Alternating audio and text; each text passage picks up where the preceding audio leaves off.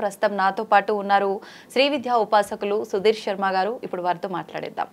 నమస్కారం అండి. నమస్తే అండి. పొద్దున్న లేచిన దగ్గర నుంచి జ్యోతిష్యం అనే పాత్ర ఎక్కువగా పోషిస్తున్నాం మనం.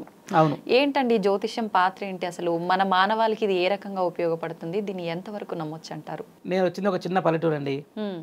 మాకు మహా గట్టిగా అయితే ఉగాది రాగానే పంచాంగం వస్తుండే. అందరూ ఫస్ట్ వచ్చి అడిగే ప్రశ్న రైతులు, వాళ్ళకు ఫస్ట్ దండం పెట్టాలి మనం. ఏ కోరిక లేకుండా పొద్దున లేచి 6 గంటలకు బావి దగ్గరికి పోయి వ్యవసాయం చేసుకొని మట్టిలో ఉండి వాళ్ళ ప్రపంచమే ఎడ్లు పశువులు, ఇదే భూమి. ఒకటే ప్రశ్న, పంతులు ఈ సంవత్సరం వర్షాలు ఎట్లున్నాయి అంతే. అంటే వాళ్ళకి కోరికలు లేవు. వాళ్ళకి ఏం కోరిక? పంట బాగా పండాలనే కోరిక తప్పించి వేరే ఏమి లేదు. అది కూడా అందరికీ ఉపయోగపడేది, మళ్ళీ వాళ్ళ కోసం కాదు కదా. ఒక రైతు పంట పండిస్తుంది కదా మనకు అందరికి పంట వచ్చేది. అంతే అంతే. అలాంటి వాళ్ళకి ఈ పంచాంగం కానివ్వండి, జ్యోతిషం కానివ్వండి బాగా ఉపయోగపడింది పూర్వకాలంలో. ఇప్పుడు కార్తె, చిత్పా కార్తె అని, రోహిణి కార్తె అని మనకు చెప్పేస్తారు. రోహిణి కార్తె స్టార్ట్ అవుతుంది, ఎండలు బాగా కొడతాయి కదా. ఆషాఢ మాసం వస్తుంది, తొలకరి చినుక పడితే వెంటనే నాగలు తీస్తారు. అందరికీ పనులు, కమరి వాళ్ళు కమరి పని చేస్తారు, వడ్రంగి కార్పెంటర్ అతను నాగలకు సాన పెడతాడు. అంటే ఒక ఎంత అద్భుతమైన ప్రపంచం అది. వాళ్ళకి అద్భుతంగా వాడుకున్నారు. ఏ కాలానికి ఏ పంట వేయాలి, ఈ కాలం వర్షాలు ఎక్కువ ఉన్నాయా, కాలంగాని కాలంలో వానలు పడుతున్నాయా, అయ్యో ఎండాకాలంలో వర్షాలు పడితే మరి మామిడి పూతంతా పిందెలు రాలిపోతాయి కదా, ఎట్లాగా, ఇది వాళ్ళ కన్సర్ను. ఒక్కసారి బయటకు వచ్చేసరికి ఏమైందంటే కోరికలు చాలా ఎక్కువైపోయినాయి. ఏ కోరిక తీర్చుకోవాలంటే ఏం చేయాలి ఒక నిరంతరమైనటువంటి ఒక ఆలోచన. వాళ్ళకి అన్ని ప్రయత్నాలు చేస్తున్నప్పటికీ కావాల్సినంత పుణ్యకర్మలు అయిపోవడం వలన వాళ్ళు సాధించలేకపోతున్నారు. ఇప్పుడు ఫిజికల్ అసెట్స్ మనం కష్టపడి ఆస్తులు కోట్లు సంపాదించి పక్కన పెట్టేస్తామండి. అయినా కూడా మాకు ఇంట్లో ఏం బాగాలేదు అంటే నువ్వు డబ్బు సంపాదించి ఆస్తులు కూడా కడుతున్నావు, కానీ పుణ్యకర్మ ఫ్రీ ఆఫ్ కాస్ట్ వచ్చేది. నిత్య దీపారాధన, ఏదో కాస్త దండం పెట్టుకోవడం, ఇంటి ముందు ముగ్గు వేసుకోవడం, ఇవన్నీ ఫ్రీగా చేసేవి. దానిలోంచి వచ్చే ఫలము అనంతము. ఏ మూడో వ్యక్తి ఇన్వాల్వ్మెంట్ లేకుండా, జోక్యం లేకుండా మన నెక్స్ట్ తరాలకు వెళ్ళిపోతుంది ఆ పుణ్యం. అది పుణ్యకర్మ, అది ఇన్విజిబుల్. ఇది విజిబుల్ అసెట్. ఏది? ఆస్తులు పాస్తులు. సో ఇవన్నిటినీ సమన్వయం చేసుకోవడానికి మానవాళికి సోషల్ వెల్ఫేర్, సమాజ శ్రేయస్సు కోసము ఉపయోగించబడేదే జ్యోతిష్యం.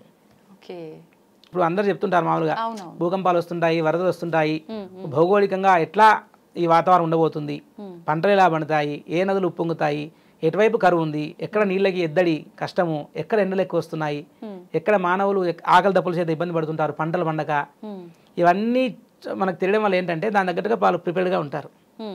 అందువల్ల మానవాళికి శ్రేయస్సు చేయగలిగేది ఇలాంటి ఒక మంచి ఉద్దేశం కలిగిన జ్యోతిష్యం.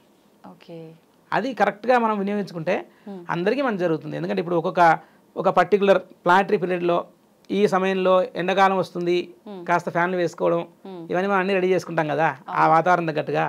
ప్రతిదీ అంతే.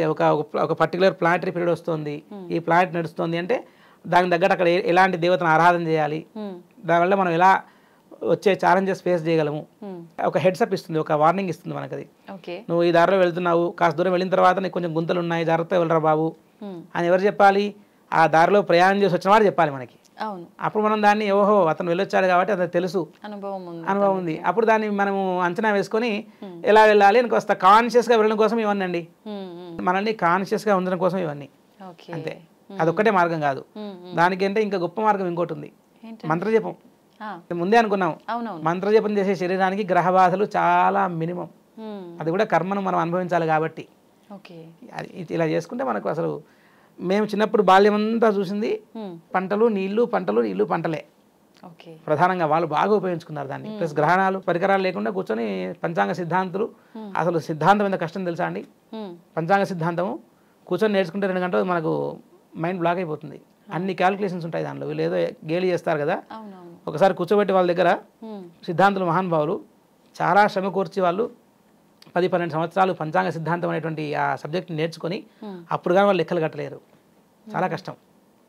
మనం అందరం వడ్డించిన విస్తరాలు కూర్చొని తినేస్తున్నాం పంచాంగం అనే పేరుతో చూసుకొని, ఓహో ఈరోజు వారం వర్జ్యం బాగున్నాయి. కానీ దాని వెనకాల వాళ్ళు పడే కష్టము ఒక ఐఫోన్ వాడుతున్నట్టు ఎవరో తయారు చేశారు, మనం వాడేసుకుంటాం ఆప్షన్స్ అన్ని. As simple. శ్రీమాత్రే నమః. ధన్యవాదాలు.